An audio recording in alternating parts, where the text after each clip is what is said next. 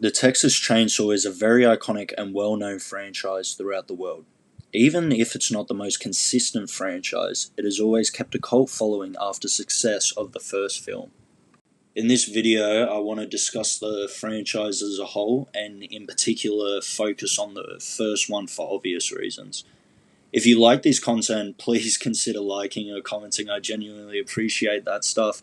But before we have a look at the first film, I want to go through the franchise, which, believe it or not, actually starts with the first film. It's directed by Tobe Hooper and was premiered in late 1974 in Texas, released under Vortex Studios. The second film was largely anticipated for a long time and had a significantly larger budget than the last film, but was definitely seen as a letdown by most filmgoers as well as myself personally. It was released in 1986 with Tobe Hooper still directing. The third came out in 1990 under Nicholas Entertainment, but with a new director, Jeff Burr. The fourth was in 1995 under Ultra Mucho's production, with another director, Kim Henkel, assigned. And this was his only directorial output, funny enough. This film also casted Renee Zellweger and Matthew McConaughey, which is by far the most mainstream actors in this franchise until maybe we get to Chainsaw 3D. The fifth starts the reboot era and steers away from the original franchise. Released in 2003 and directed by another new director, Marcus Nispel, had a larger budget with big studios behind it like Focus Features and New Line Cinema. Sixth came out in 2006 with yet another new director, Jonathan Liebesman. The seventh came out in 2013 and marks another new timeline for the franchise, and John Lessenhop decided to direct this one. Eighth came out in 2017 under Lionsgate with co-directors Julian Moray and Alexandra Bustillo. And finally, the most recent ninth film came out in 2022 under Netflix and was directed by David Blue Garcia. These 9 films all came out with very varied critical acclaim, but as mentioned previously, there was always a strong cult following preceding the original. I suspect this is part because of the excessive time between the first film and the sequel, yet each film has something unique and sometimes maybe not so unique to offer. So let's have a look at the franchise in chronological order. This movie is insane. It's one of my favourite horror movies, maybe movies in general of all time. And I remember first watching this when I was around the ages of 12 to 14 after getting over my fear of child's play. I was fascinated by edgy and unconventional media. The main scene that always sticks with me was the first encounter with the house and the sound of the generator aggressively humming in the background, making it in some degree the score for the scene. It made it, for me, feel so industrial and tense. I really loved the main actress Marilyn Burns in this and was eager to check out some of her other work. I was surprised by how little she had been in preceding Texas Chainsaw. This was common between most of the actors, as because of the nature of the film it didn't depict them in a favourable way towards film executives. Funnily enough, as well, their pay was drastically fractioned to what they had thought was originally coming to them through royalties. Vortex was a partner company to 3 other film studios, so the shares were diluted substantially. Budget in general started to run out, and the actors would have to take deals and wait on payment after filming. One incident regarding Leatherface actor Gunnar Hansen and a film producer had Gunnar demanding his pay and refused to film until he was paid. The film producer reluctantly gave him pay out of his own personal money via check. There was also an incident where the grandpa used glue to keep his makeup on his face because they were running out of materials, and apparently he was scarred for life over this incident, but I haven't seen much information about this.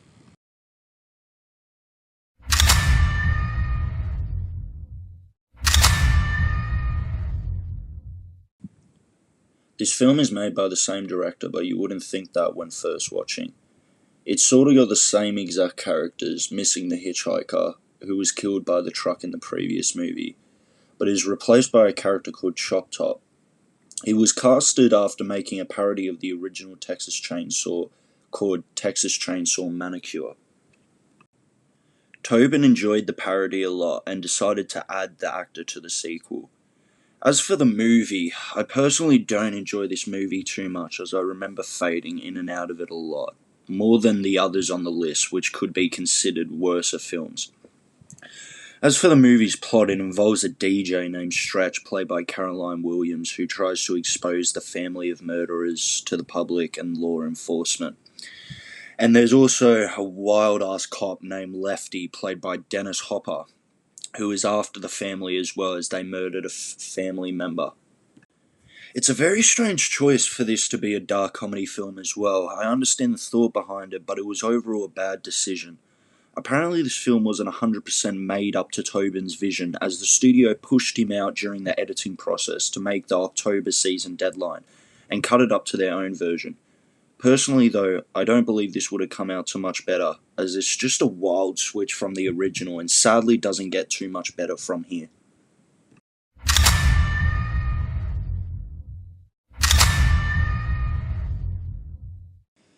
Alright, this one or the fourth one are probably the worst and are pretty hard to get through. The direction was changed once again to some sort of edgy teenage action horror, and was void of any entertaining characters, plot, or action. Leatherface is in the title, yet he gets around 15 minutes screen time with no further backstory or any kind of information about him or further lore.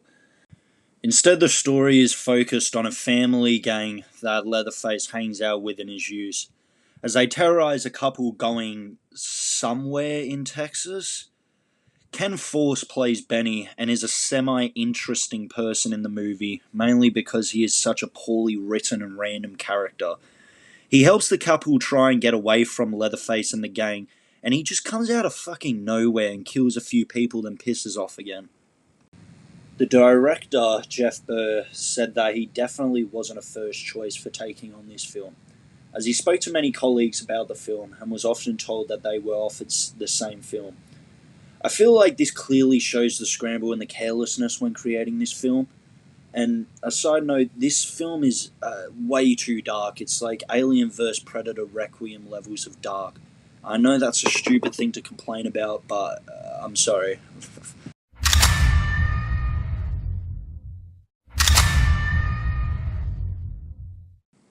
Yeah, I think that this is probably the worst, actually. It's centered around Renee Zellweger, who plays Jenny. She and her boyfriend get lost after a prom night and stumble onto the family house while lost in the woods. There's another new family added in this, with Matthew McConaughey playing Vilma being the focal point, but Leatherface kind of gets pushed to the side for this one. I don't like at all how Leatherface is represented visually or writing wise. He becomes a backseat character to let the stars shine, and has been given a much more feminine and transsexual look towards him, which isn't done tastefully at all. Though what I do enjoy is the family dynamic between Darla, played by Tony Perensky, and Vilma. They have a very violent but fun relationship which definitely works and fits well in the franchise. Another strange direction and choice made for the series was in the very later scenes of the movie. It is implied that the family is working with a higher power third party group or organisation. It isn't really explained or explored much in the movie, probably about 3 minutes worth, but still interesting to say the least.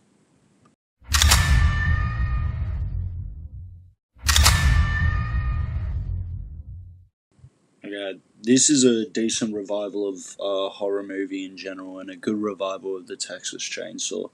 I think this was a step in the right direction coming from the previous three, and I found myself really enjoying the changes they made to this, and it fits the new world a lot better. For example, the best new addition to the franchise is easily Ali Ernie, who plays Sheriff Hoyt. He's such a perfect role for an old angry autocrat, and has a lot of grit and spite to his character. There's a lot more time spent with the police scenes in this film, and takes a different approach to the plot compared to the original, which works well, and we got to spend more time with Ernie, so that's a plus. I also think that it's great that they brought Leatherface back to his roots, and made his look kind of as horrifying as the first, and made him a central character to the plot, which in itself goes back to its roots. by making it a road trip with 5 friends, but this time going to a Lynyrd Skynyrd concert. When they pick up a hitchhiker, all hell breaks loose. And then the changes it makes to the plot are not just complete copy and paste, and are most of the time well executed and unique, and still feel connected to the world and franchise.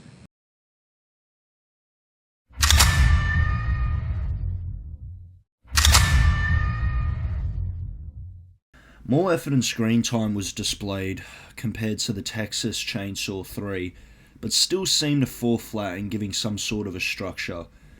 There are a few scenes depicting his origin, like his workplace at the slaughterhouse, but his scenes were quickly shifted back to focus on the victims and Ali Ermey to no fault of his own.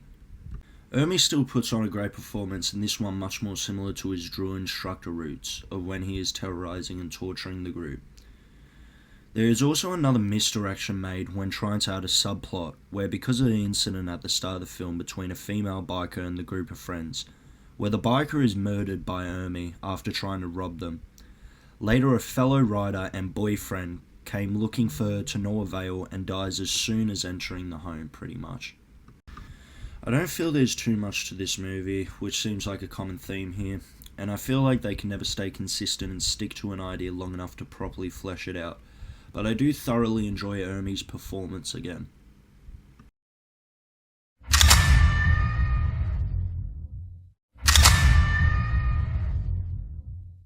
Alright, another new start to a timeline, with the main change being that the main character, Heather, played by Alexandra Daddario, is blood with Leatherface and the Sawyer family. The plot stays faithful to the source and still entertaining by focusing on Leatherface, as he is the only surviving member of the family besides Heather in this version. As during the start of the film, the family is murdered by the town after they find out about a police investigation involving a tortured victim with possible murder. Possibly the biggest change is that Trey Songz is in this. I don't know what they were thinking with this choice, but I do to a certain degree, because it's just a cheap marketing ploy for the movie to scrape out a few extra tickets. But I do enjoy Tom Barry's performance, and his character was okay, but the relationship between Heather and Leatherface through the latter stages of the film were very forced and awkward, especially the infamous line where she yells out, "Do your thing, cuz." Maybe the whole audience came out with applause. I could be wrong on this.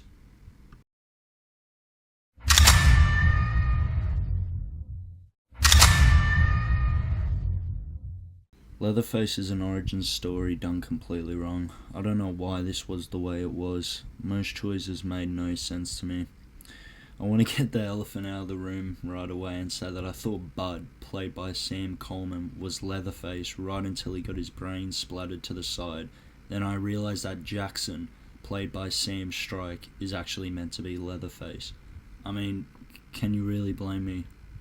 The film tried to bring attention more on Leatherface's lighter side and focus on his breakdown of compassion and overall human behaviour and the events that caused it, but comes extremely rushed and focuses on a runaway road trip where Jackson is trying to save his friends after a riot erupts in the mental hospital they occupied. In this attempt, he also tried to save a nurse who was kind to him as they go on a massive drawn-out journey until eventually she gets her head cut off by him. The main turning point for Jackson to evolve into Leatherface is when he is horribly disfigured from a bullet wound through the face when escaping the police during the journey. After getting his face stitched up, and the anger from losing all his friends in the escape leads him to his decision to turn complete animal.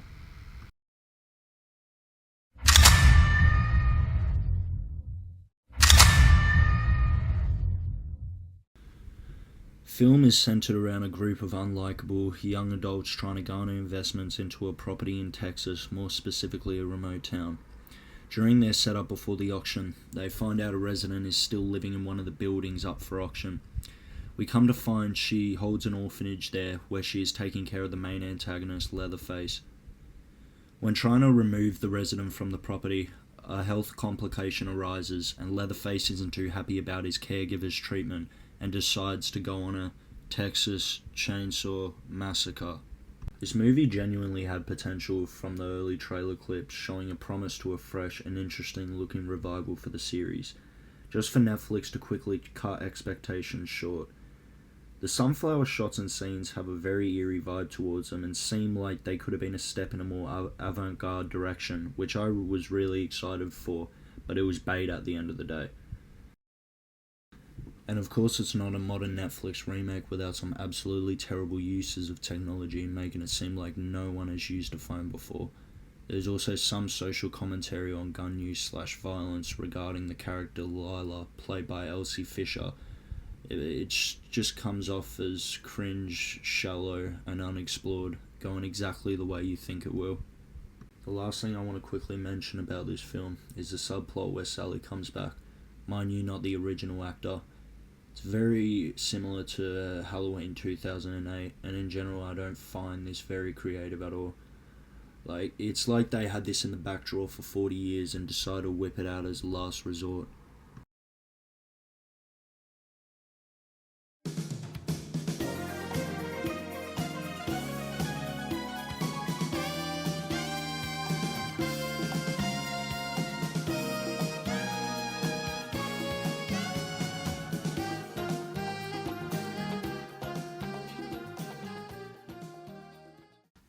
Alright, welcome to Tommy Green's tier list. We're going to rate these in the thought of a franchise sense and not a movie sense, because most of these would be far too low.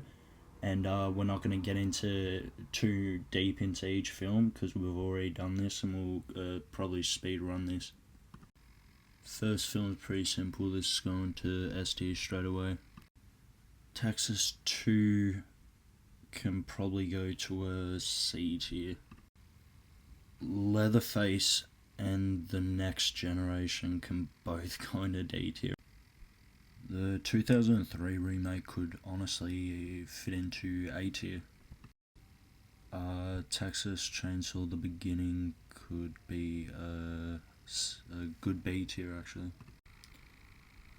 Texas Trey Songs would be a strong C tier. Leatherface and Texas Chainsaw 2022 are probably gonna have to go D tier as well.